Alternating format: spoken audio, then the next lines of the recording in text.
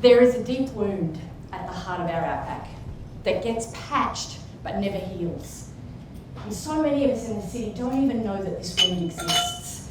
And we assume that government money and city models of service provision are doing what they need to do. The highest proportion of suicides in this whole country under the age of 35 in Greater Western Queensland. And the latest 10-year suicide figures, despite billions of dollars being spent on mental health, tell us that the outback situation is worsening, with 1 in 4 children indicating probable serious mental health issues. And nearly 40% of our remote Queensland children developmentally vulnerable in basic areas such as learning, literacy and language. 8 years ago, I was a city psychologist comfortably practicing near here in Toowong, oblivious to this inequity in our outback. And I was asked to attend a camp for remote families in far north Queensland. And I was floored by what I found. One child having a 3rd birthday party with such significant delays that I assumed it was his 1st birthday. A young mum running a cattle property with 2 boys with autism and no professional support.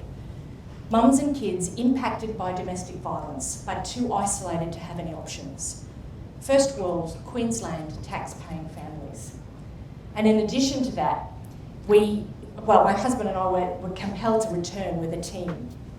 And we wanted to respond to this need. And so over the next few years, we ended up developing organically a unique bush-informed agenda and a bush-informed model of service delivery to outback communities, Outback Futures.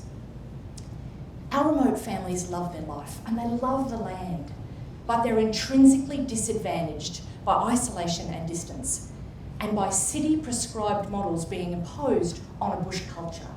And on top of that, they've been suffering the worst drought in recorded history and catastrophic flooding. Quality, consistent care, such as we take for granted and access so easily in the city, in our vast outback is just so hard to achieve.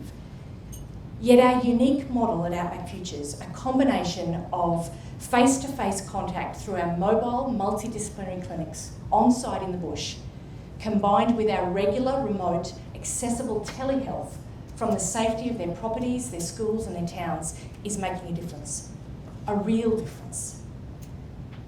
Suicide prevention in the bush is a massive issue, and it's not one that we're going to solve tonight. But so often, this mental health wound in the outback is being addressed short term. And if we want to be part of a long-term solution, we need to be investing intergenerationally. We find that the bush adolescents and the bush young adults that we're working with that are dealing with suicidality, depression and anxiety can have their issues traced back to unaddressed developmental and learning delays from their childhood. Research says that the first 1,000 days of a child's life are absolutely pivotal to their future. And our experience would indeed suggest that we can change the trajectory of hope for a child if we can intervene in their early years. So tonight we're asking you to be part of helping us develop positive pathways for our outback kids, and to not be part of patch jobs, but to join us in developing a long-term vision. I want you to take a moment and come on a journey with me. Just imagine your family's been working the land and farming for generations. You love your life in remote Queensland, but it hasn't been easy. Your own father took his life when you were 13 because of natural disaster and property pressures. You've struggled with self-esteem all your life. Significant learning difficulties that weren't addressed when you were a child meant that you avoided the classroom at all costs. You left the education system as early as you possibly could. And even now, you struggle with anxiety in social situations, worried you might have to read and write and how you're going to be perceived.